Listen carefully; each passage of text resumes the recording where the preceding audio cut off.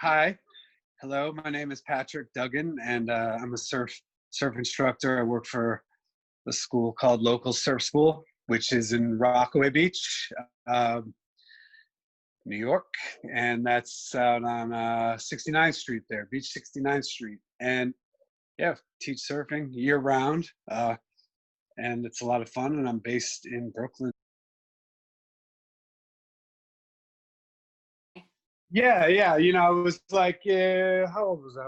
What year was it when I was 13? 85 or 6, 85, 86. So I was skateboarding a lot and back with the old big skateboards and big fat wheels. And we kind of got into surfing because we'd ride our skateboards to the local Caldor, which is kind of like Target, and look at the magazines.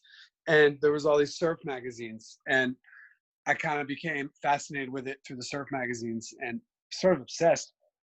Started like drawing surfboards, and I'd never surfed.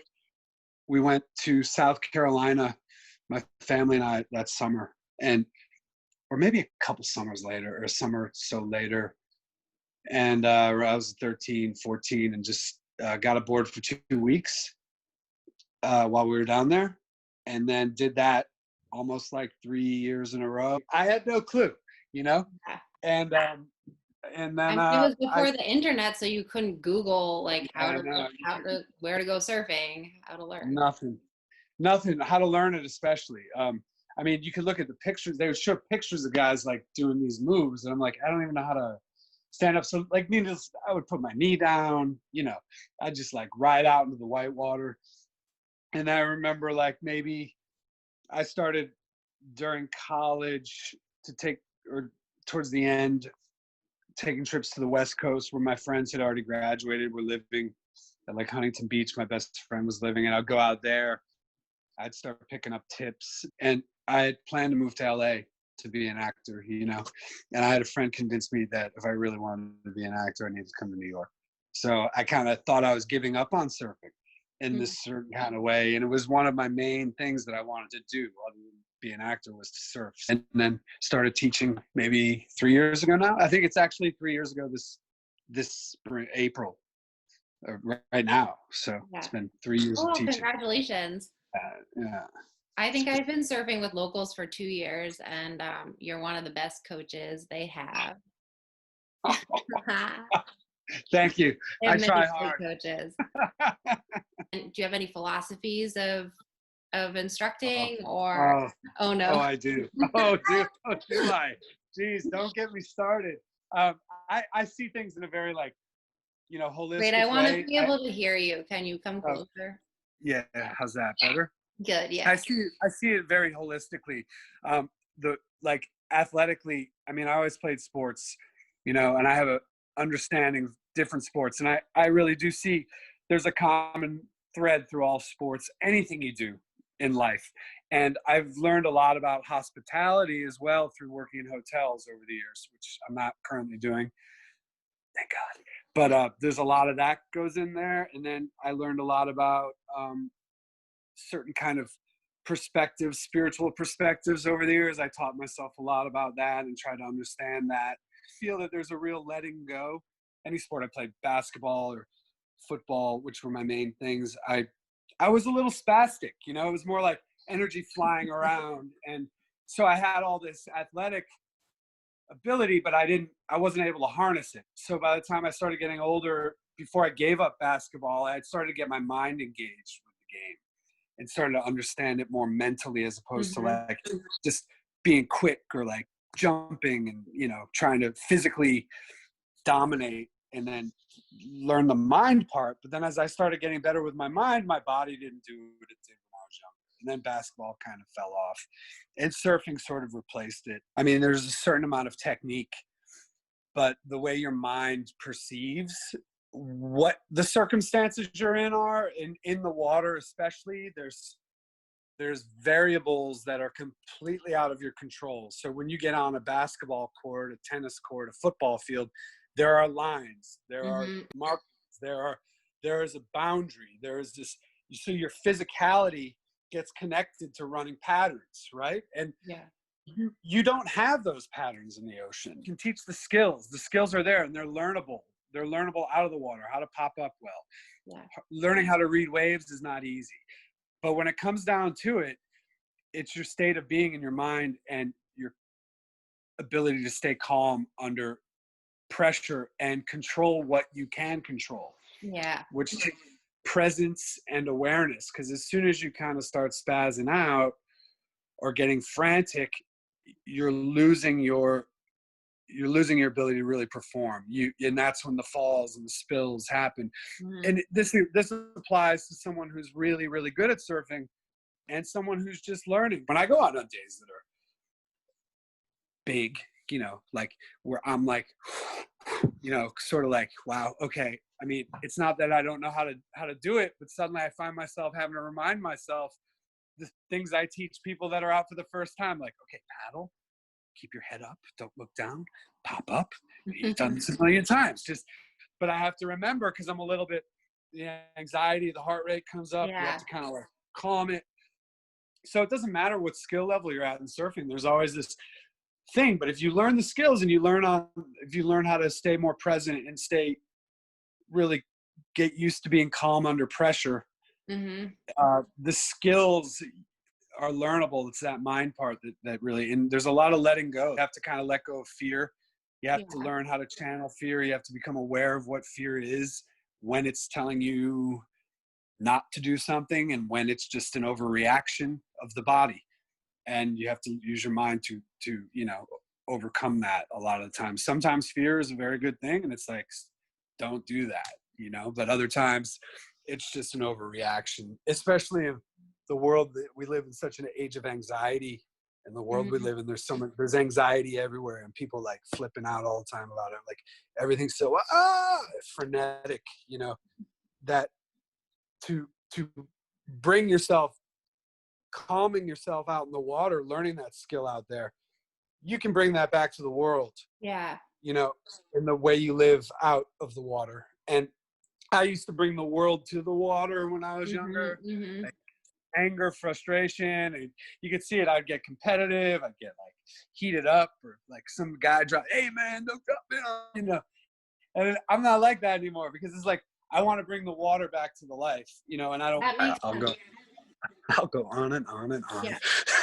That makes sense to me a lot, because I remember early on I had a surf instructor when I first tried surfing, I think in 4 years ago, and he was very fixated on a like keeping track of where I was on the beach. So like he would say, make sure that you stay lined up with this tree or like that hammock. And then I kind of I got a little bit better, and a few years later I was back actually surfing at that same beach with a different surf instructor, and he was like, "What are you doing? Like, why are you like forcing yourself over in that direction?" He was like, "Do you feel the current?" He's like, "Guess what? There's a crazy great current right now," or whatever that's called, like a rip tide. And if you just stay, if you don't fight, if you just sit on your board, I think that we're going to be pulled right to where you want to be, like right to where the waves, where you want to be to take off. And like, it was this really big lesson for me. And, not me trying to impose order on the ocean, but actually like really being in tune with what it was doing and using it to your advantage. Yeah. I mean, there are times to use strength and power out there, and there's a lot of times where you're just kind of letting it go. And you talked about your childhood, but was there anything like in your childhood or that's just like that you consider part of your personality and your background that led you to this? It's one of those strange things. Like I had no introduction to it, but I became obsessed with it. And, I'm an actor. I had no introduction to that as a kid. I tuned into it going to the movies and going to the theater. My dad lived in the city, and I was like, I'm going to do that. And I didn't know how. I didn't have it. No one saw me artistically inclined in any way. And then, you know, never did I do any plays in high school. I took some acting classes in college, but it was like after I got out of college, what are you going to do? I'm going to go to New York. I'm going to go be an actor. Like, why are you going to be I don't know. I've just always thought I'd do it. So Yeah. surfing, the same thing. Sports were always, I can tell you that they always create the same feeling for me. It doesn't matter what format. Like if it's acting, football, surfing, basketball, there's a place you can get inside of yourself within each of these formats, or whatever format you choose, you know, whatever your game is. Acting has a lot of that because it's physical and intellectual at the same time. But there's a real letting go. You gotta, to really perform in any sport, that feeling you get when things all come together. Like I had a day out in the water recently, about 2 weeks ago, that I was like, that was one of the best days I've ever had. And it wasn't that it wasn't huge. It was probably 4 to 5 feet, but real fun. Like, you know, shoulder to head high, clean. I was just catching wave after wave coming to me, tons of guys in the water. I didn't have to look for the waves. Like everything was just flowing and moving. And I was like, it's always fun, but I was like, those are peak moments, you know? And I think in sports, when I was a kid, I don't know, I probably had I had a upbringing, moved around a lot, you know, so I was always having to fit in somewhere. And I think sports allowed me to kind of my head a little bit. And I have vivid memories of things that happened to me in sports from a very young age. And it's the same feeling now when it happens. There's kind of like a, whew, like time and space kind of, and then, so surfing, it's really easy to capture that, you know, and same with stage. Like it's different than a movie or TV, like same thing. You do get into that zone a little bit, you know, once you can get out past your shit, you can, you know, that's why like auditioning is so hard, because it's really hard to get past your own shit. Yeah, no, you know, that's to be totally relaxed. That's a terrible experience. Yeah. It's great when you learn to tap it though, and you don't care so much. And same thing in the water. Like when you get comfortable enough, even if you're challenging yourself, you reach a point where you have enough experience where you just can overcome these challenges a little. It's just about getting better and better at overcoming challenges, you know, and those moments of real special moments where it just all lines up are fantastic. And yeah, I think since I was a kid, I think that feeling, whether I was aware of it as a kid, you know, maybe I didn't have a conscious kind of thought about it, but oh, that was a good feeling there. And just be like a slightly shorter answer. Okay. But if you don't want to answer, I don't want to take too much of your time either. Okay. No, it's all good. I'm having fun. Okay. Oh my gosh, that's so weird that you just did that, because my first question is, do you have any favorite surf gear? Oh, gear. I love a good trucker hat, but I don't know if that's surf gear.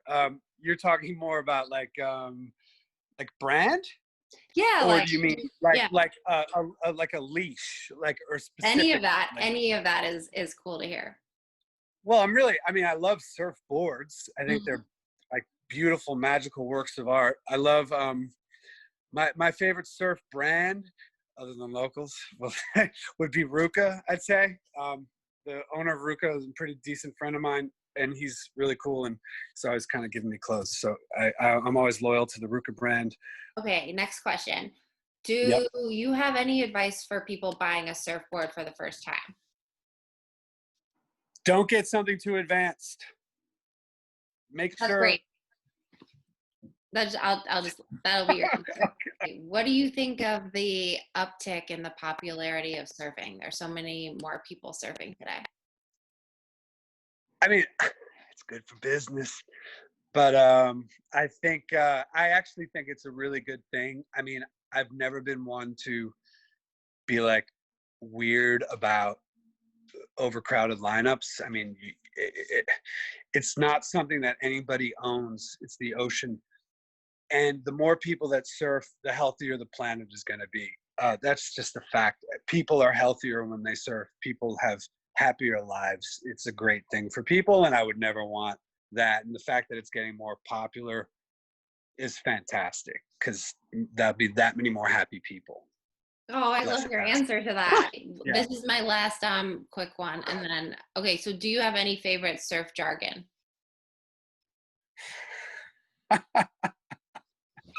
He bust his stick, he shred so bad. You know that? You don't know that. That's from the movie North Shore. Oh, Hear you real bad shredder, yeah? He bust his stick, he shred so bad. That's what comes to mind. I have a lot of them, but you mean more like a hang loose thing or a shocker? Like, no, that was good. I'll take that. That was really good. Okay. But wait, but what did you say? What I know that movie, but I don't know the quote. Oh my God, you have to watch it. It's when Rick Kane goes over to the Kiani's house for the luau, and her little brothers are there making fun of him in the back, and they're like, "Here, you're J.O.J. just off the jet, not like FOP, fresh off the boat." He's like, "I'm from Arizona, if that's what you mean." And they're like, "Here, you're real," and the little kid goes, "Here, you're a real bad shredder, yeah? He bust his stick, he shred so bad." They were like ripping him. They're like 10 years old. He's just getting dissed. It's hilarious. Yeah. But what's a busted sticky? He bust. What's a busted sticky? No, he said he bust his stick. He shred so bad. Like he broke his board? Yeah, he broke his board. He bust his stick. That's good. You can go online. You can look up pop-up. You can learn to pop up. And you can learn it by watching it. And you can put painter's tape down on the floor. And you can make sure you're landing it. And that'll also, it's good exercise to do a few pop-ups.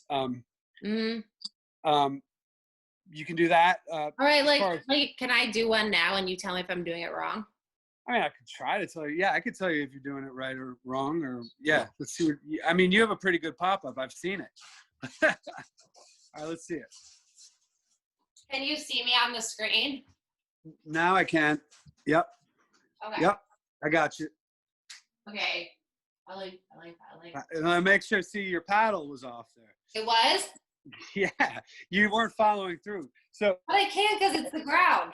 No, just follow all the way back with your arms. You gotta always follow through. I know you can't get into the ground, but like arms all the way out the back. Yeah. Like that? All the way back. Yeah, yeah. You always want to practice with the full form. Okay. Head up and then pop up. It looked pretty good. Did you look down? No. Okay. Yeah, it looks good. I get lower. Yep. But you have a good pop-up. I've seen you surf. But yeah, if you practice that, if you do 5 minutes a day of that, even if you're not struggling with it, it's good to stay fit. I can tell you it gets harder as you get older. You know, the joints don't like it as much. I mean, popping up's a very awkward kind of motion. Yeah.